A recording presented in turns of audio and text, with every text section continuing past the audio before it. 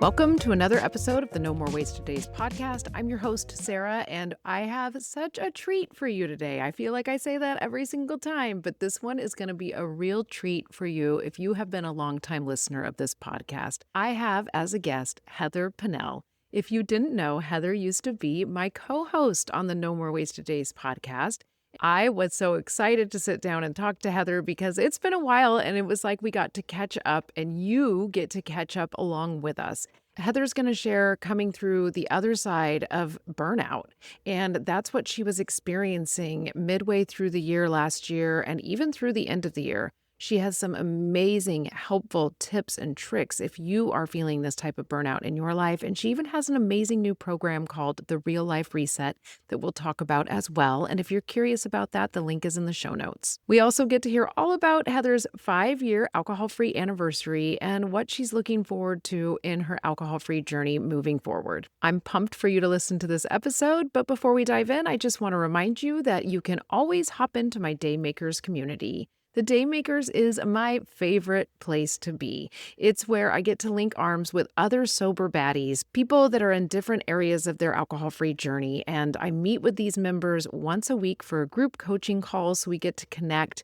And we have a private text thread as well, so I never feel alone on my alcohol-free journey, and neither do the members of the Daymakers. So if you're looking for a community of like-minded people on an alcohol-free journey, then check out the Daymakers. You can try your first 2 weeks for just $7. The link to join is in the show notes of this episode. Now let's dive into this interview with Heather Pennell. Welcome to the podcast, Heather. Hey.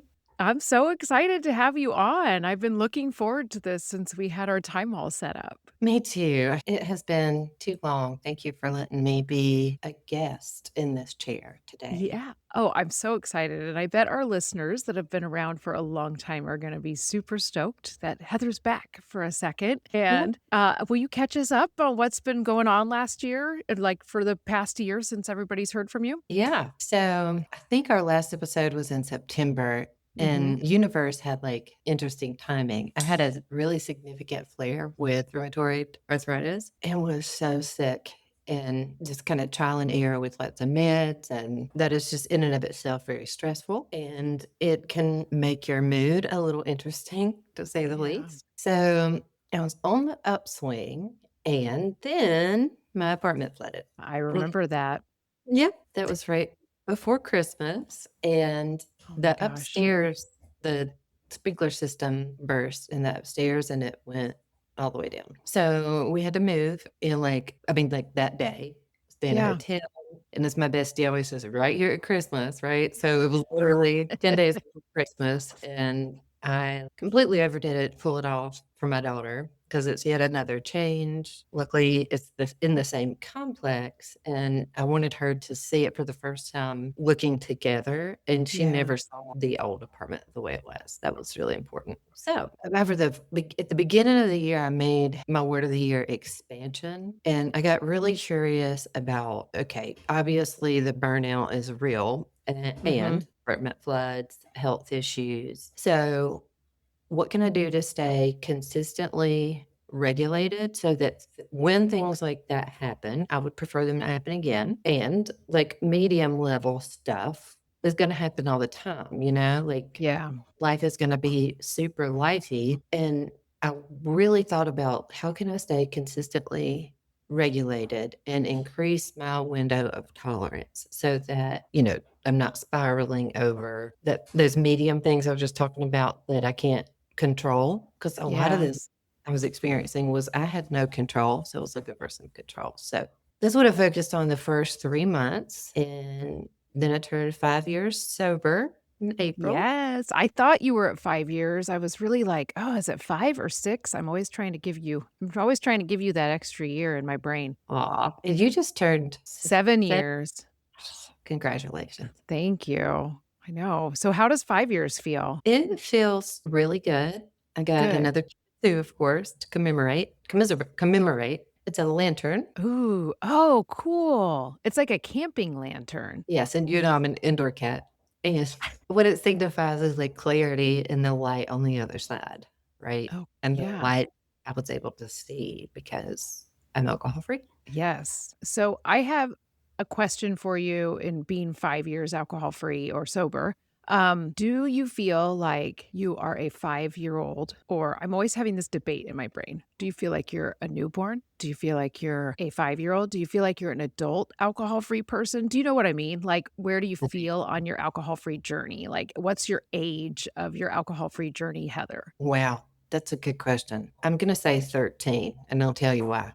Oh, I like that. I have a 6-year-old now, so I don't think I'm quite 6 years old, right? Mhm. And I'm not a grown-up in Yeah. this. And at 13, that's when I was actually 13, I was, like, super nerdy and read a lot and was super curious about a lot of things and, like, had met the love of my life who was very intellectual, very brilliant human. It was like my eyes started opening, Yeah. and learning, like, when you're in proximity of others who are similar or have like minds or who you kinda wanna be like, how important that is. Mm. I couldn't have told you that when I was in 1993 at all. Yeah, but now you can look at it and almost give it an age. I ask because I'm always like, I feel very mature in my journey finally, but I Mhm. also look back at like year one and I felt like I knew everything. So I Oh, was like, oh my gosh, I'm like a genius. I've got this alcohol free thing down. And now, and then like probably year three, I was like, oh my God, I'm like a little alcohol free baby. And I'm yeah, out here thinking I know it all. And now, so it's 7 years when I keep being like, oh, I'm feeling very mature on this journey, but I yeah. do not wanna say that I'm an adult. But I No, I I don't don't think wanna that say I'm an adult in real life, though. right, that's what I was gonna say. I don't ever really wanna grow up, maybe pretend Yeah. Peter Pan syndrome forever in terms of dreaming and playing, and yet I still have a lot of room to grow. Yes. Yeah. I love that. Thank you for answering that because I was really it was a shower thought for me yesterday, like, how old do I really feel on this sobriety How journey old do now? you feel? Do you have a number? I don't think I think I'd put myself somewhere in my, like, maybe late 20s if I look back at who I was in my late 20s and that by then I had, I had a career. I didn't have to rely on my parents anymore. I was doing life independently, and I Yeah. I don't feel like I can do sobriety independently, but I think that's part of being an adult on your alcohol-free journey is saying like, "Yeah, I would need the help from others still. I will always need community on this journey. It's a really important part." But yeah, I think I'd put myself somewhere in my like 25 to 30-year-old range, I but love that. I definitely just not in my 40s yet, my I was alcohol-free journey. in my 25 and 30. What I like about the concept of 13 is I was doing all the things, a lot of things, and I had not drank yet. So I had learned, I'm kind of taking that thought of like, what did I learn at 13? And what parts do I still embrace? Like that curiosity and the Yeah. love at minds. I don't believe that I have one, but I sure do appreciate one without a lot of ego. And like the reading and the research and the music, I was torturing myself with 90s music last night, even. Always. I'm like, you can always go back to 90s music. So I'm curious because I know you said your word of the year was expansion. And I put that in my questions because I was like, Heather's always got a word. But I'm curious too about what you're looking forward to in this next year of your sobriety, because I know that sometimes you've picked a word for your previous year of sobriety or even a theme. And do you have that or is it expansion? And then what does that look like in sobriety for you? Well, in sobriety, it's actually so what I'm gonna focus on in sobriety is expanding that emotional regulation and emotional sobriety part 2. Mhm. Like, I need a refresher myself, Yes. and then, in terms of expanding, really that what that means to me is, like, being okay taking up space. I'm not indeed too much. And, I can be seen, I can be heard. I do not always have to worry about being, so, quote, unquote, "nice" or not offending anybody. I've offended people. I was getting ready to lie. But I don't run around offending people. That's a the limiting belief I've been telling myself for a long time. That nice girl syndrome.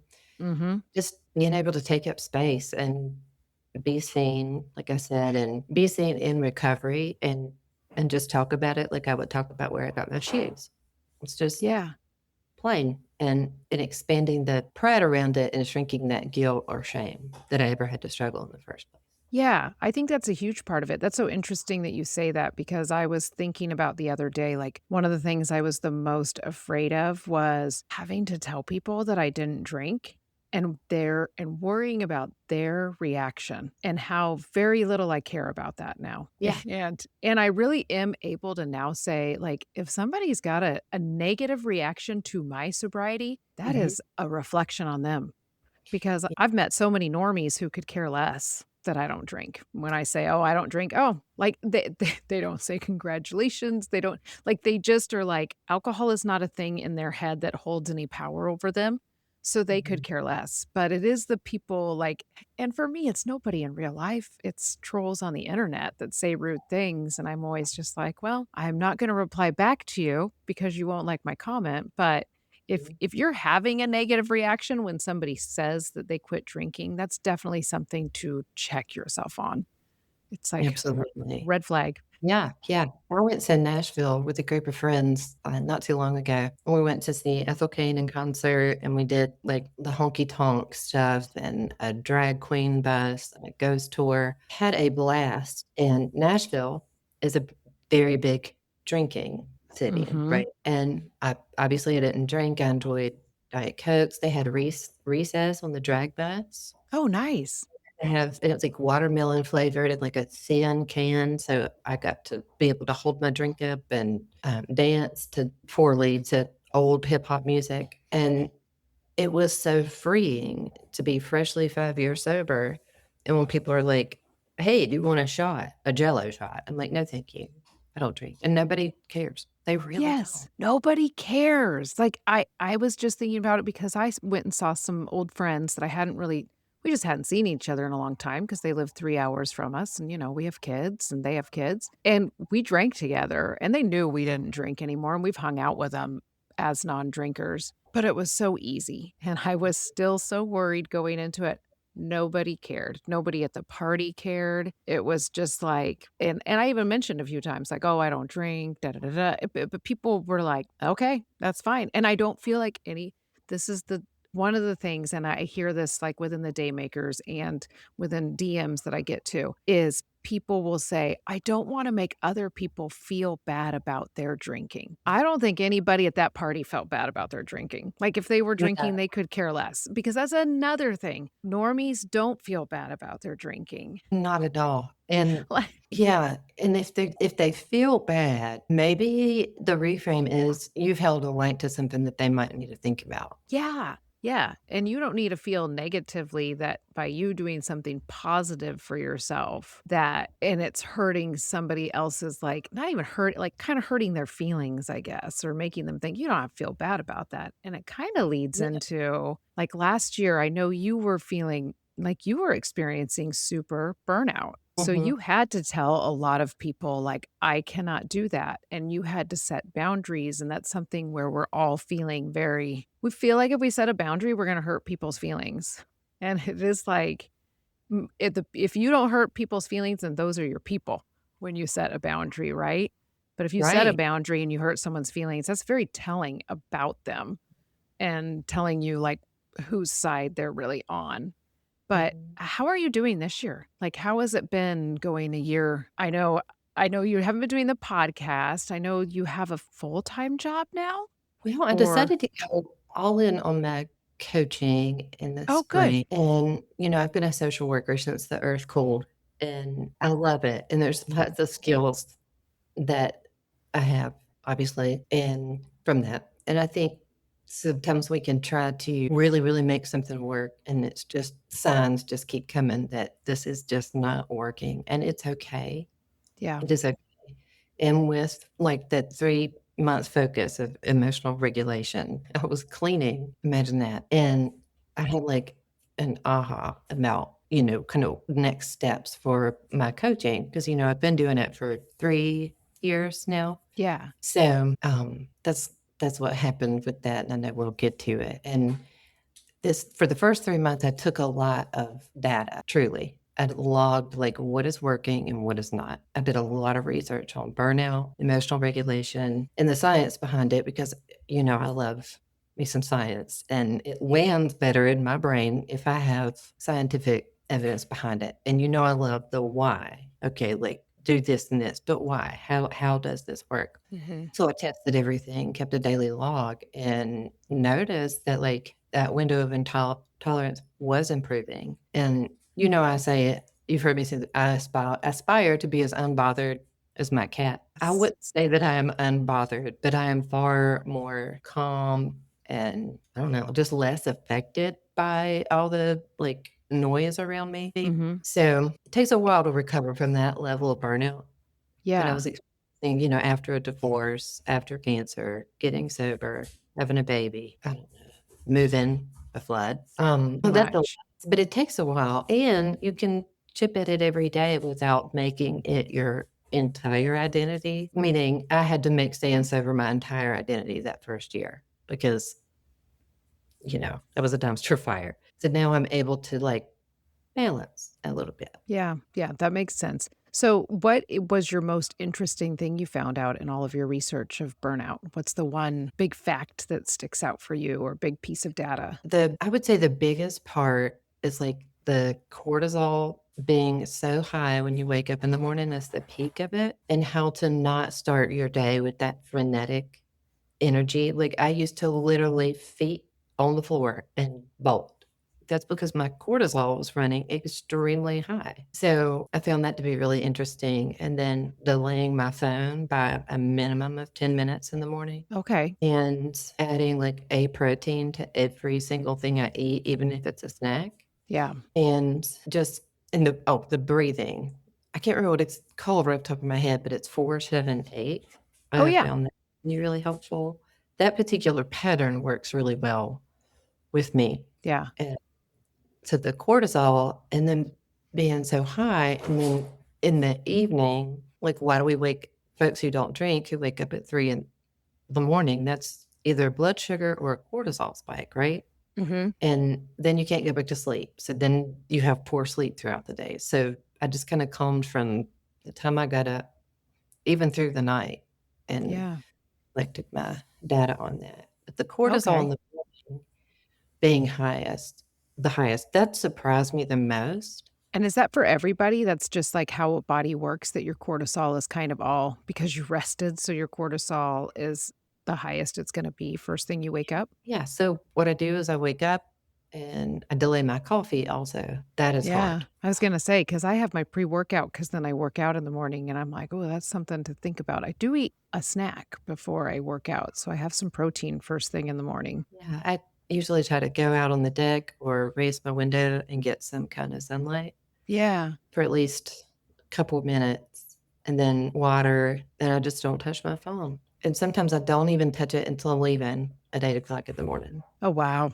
I bet Just that feels amazing. it does. And because it continually peaks your cortisol, and then that's the dopamine you're chasing all day long. Is If you the, like, looking at your phone, hoping that something's there. Yeah, or Okay. even just like this is gonna sound woo-woo, and I'm not wearing a tinfoil hat, but just what do they call it? It's like the stuff that, comes off of your phone, like not the LED, Is but it like the blue light? the The blue from it actually Okay. raises cortisol, just the blue light. Well, So that some makes people sense too, because even before you go to bed, they're like, "Don't look at your phone, don't look at your phone." And it's Yeah, like, that's why. because yeah, and that's a habit where I have to keep like last night, I was like, "Ooh, do you wanna bring your phone upstairs?" I'm like, "Why?" I'm like, "You're gonna read a book." I'm like, "Okay."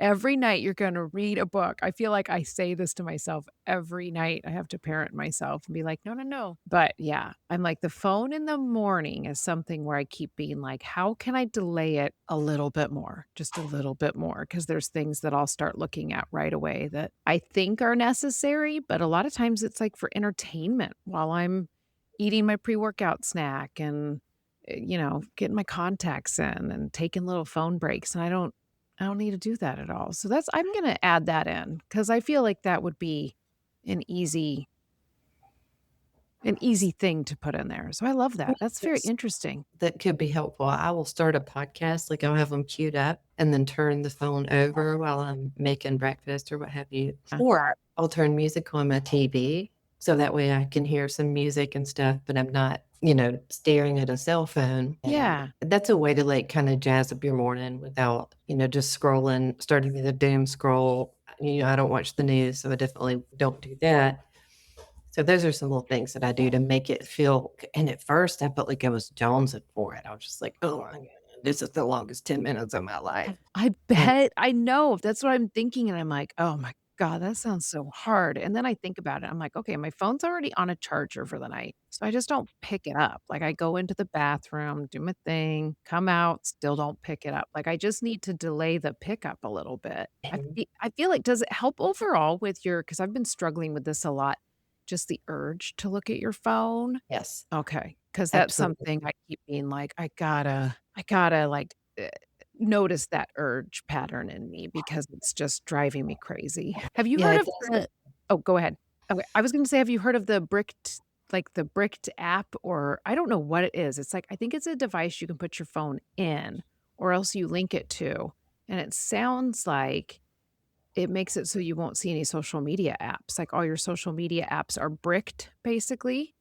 And you Oh, can like, I follow a lady and she's like, "I'm gonna be bricked for the weekend, see you on Monday."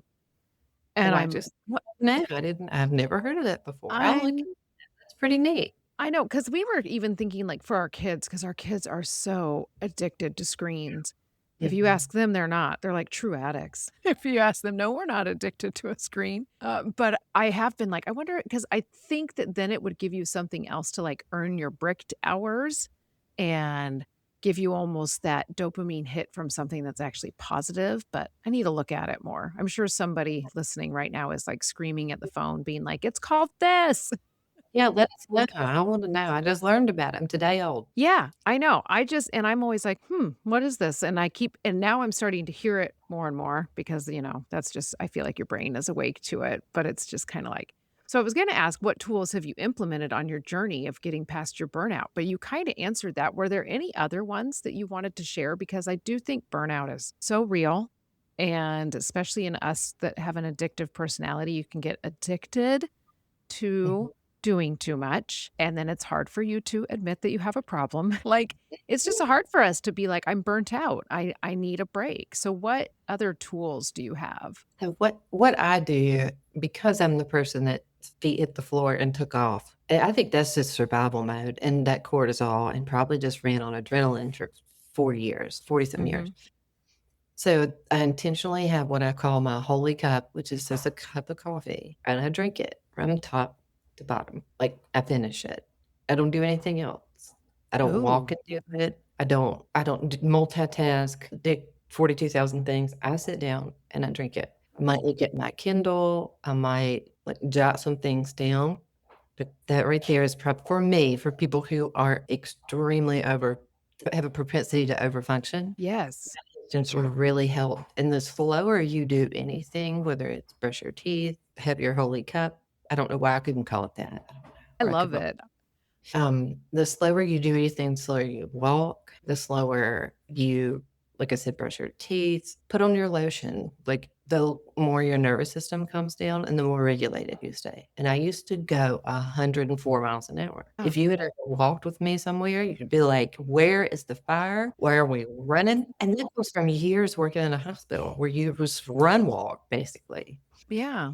I just slowed down, and I have noticed just by doing that, that I am just less anxious and just a lot more calm, and I've always appeared to be calm, and that was external. Mhm. Internal, I just feel internally calm or Yeah.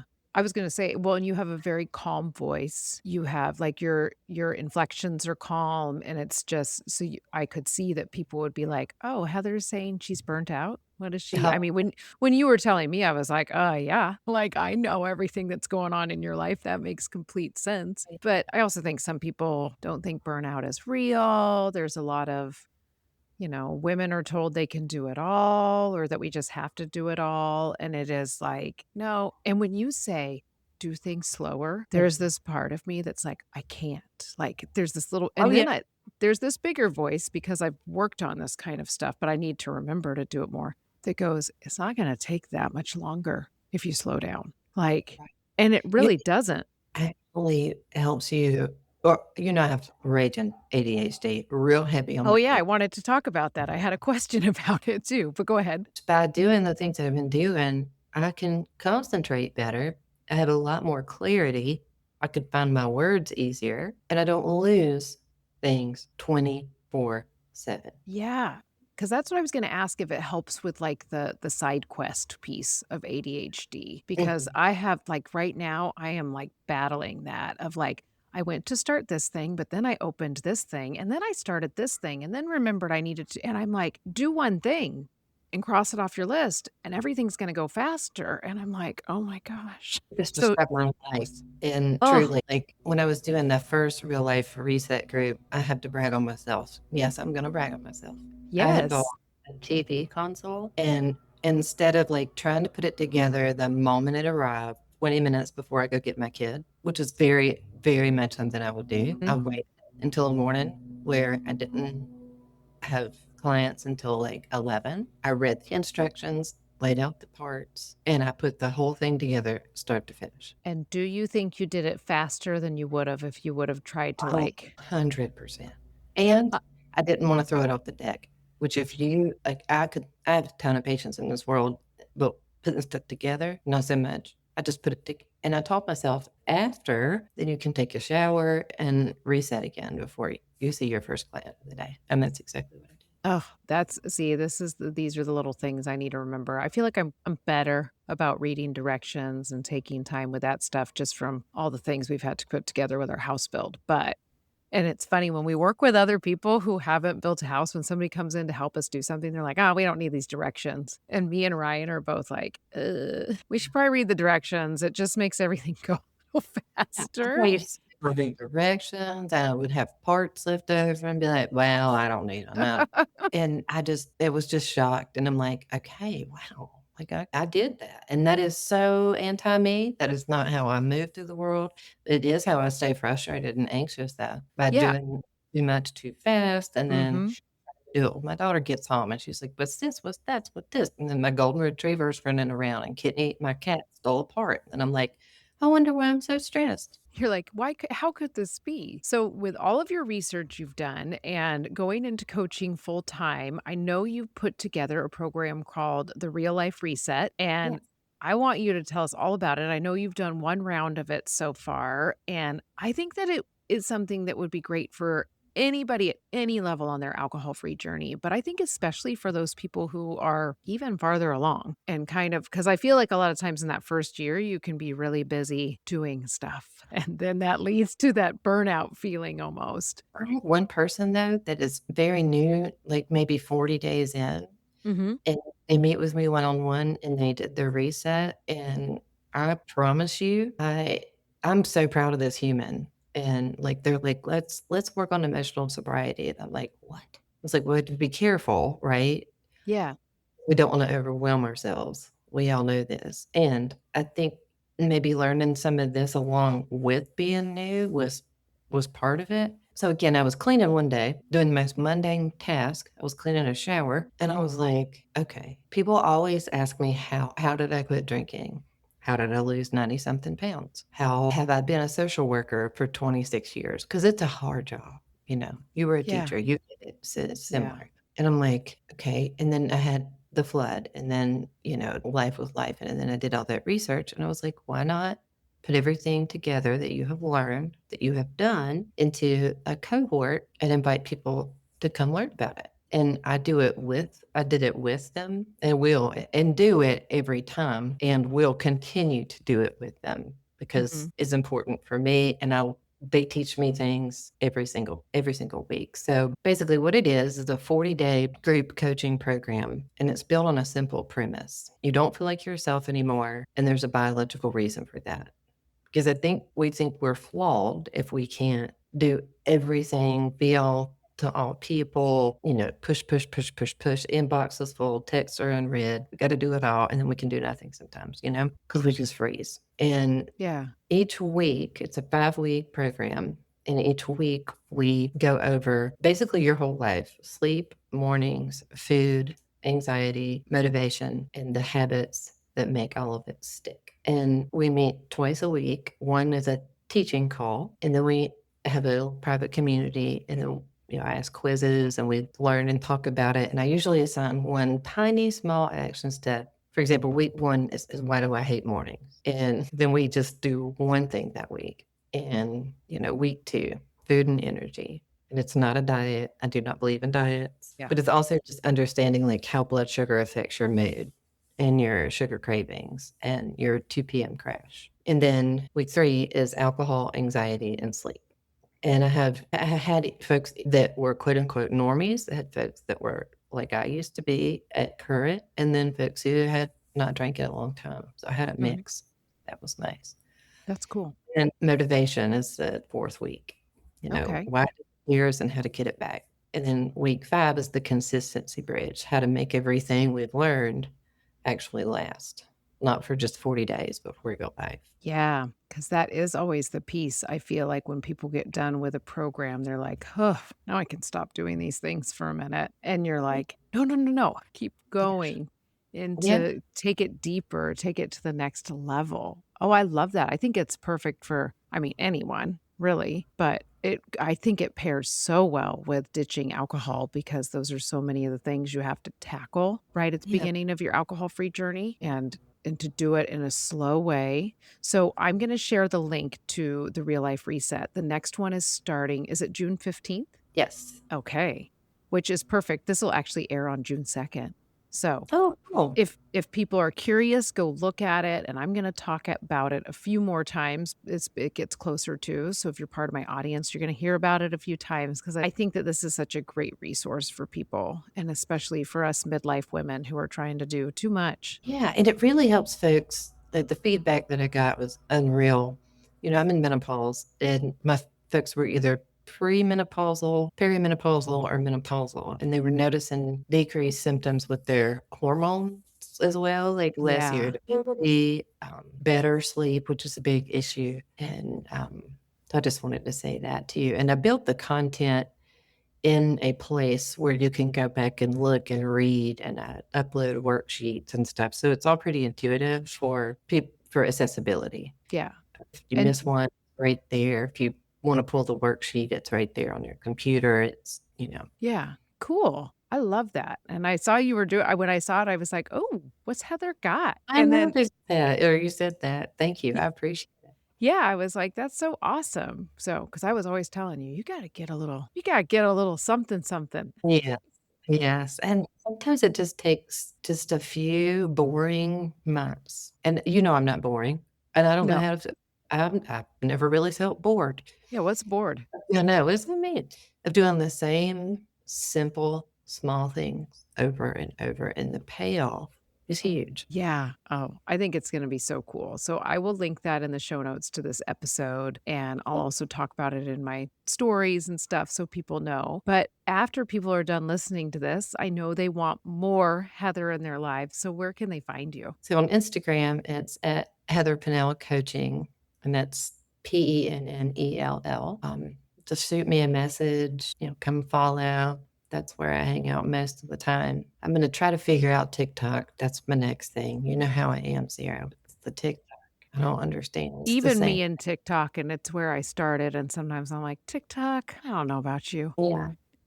Yep, just learning, like, okay, I know Instagram, I'm gonna do that, and then I'll see about TikTok. Yeah, take it slow, you've learned. No Yeah, reason to go all right? in right now, right? I always remind myself that, like, little steps are going to get you these huge results, so I Yeah, have to stop freaking out all the time.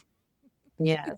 Well, thank you so much for having me on the show today. I'd love to come back as a guest and Yes, give I don't know, we could talk about anything. I love to talk, I honestly. know. I was thinking, I was like, "I need a handful of people that still just come back every quarter because it's I'll do just that. yeah, because Oh, it makes my life fun because I get to connect with my friends, and I think it's absolutely. so great for the listeners too because then they get to know some of these people the way I do, and Right, it's and it makes just the struggle of being alcohol-free like, "Wow, here's this lady who just listed all these things and stayed sober like it was nothing, and it was not easy." no. And just I think it helps folks realize, like, "Okay, I can do this." Yes, yeah, Uh, and you can do much harder things than you think you can, and you can also learn how to do it and do it without burnout, and because 'cause you've walked the walk for them. And now you can say, hey, you don't have to do it the way I did it. Here are some things tools I Right. wish I would have had in place as this Yeah. was happening. Right. Yeah, And the I ears think to hear. that's huge. Mhm. Yes, exactly. Well, thank you so much for being on. I appreciate it so much. And this has been so fun to reconnect with you. Has been a lot of fun. Thank you. Okay, was I right? Oh, I had so much fun talking to Heather, and I hope you did too. It was really like catching up with an old friend because for me, that's what it was, but I hope it's what it felt like for you too. I know I'm super pumped about Heather's real life reset, and if you are as well, be sure to check out the link in the show notes of this episode. The next one starts on June 15th, and this sounds like an amazing way to get some very close work with Heather. If her journey spoke to you, be sure to check out the link in the show notes of this episode. And if you haven't already, be sure to give the No More Wasted Days podcast a review. This is the best way for this podcast to be seen by more people. So take a moment to share what you love about the podcast if you listen on Apple Podcasts. And if you listen on Spotify, then give a review and leave a comment. Lastly, check out the Daymakers community if you're looking for a community of like-minded, alcohol-free badasses that you can connect with on a weekly basis and through our private text community. And this month in the Daymakers, we're even doing a journaling challenge. So if this sounds like something that you need a little push in, then check out the link in the show notes. Thank you so much for listening, and I will be in your ear in the next episode.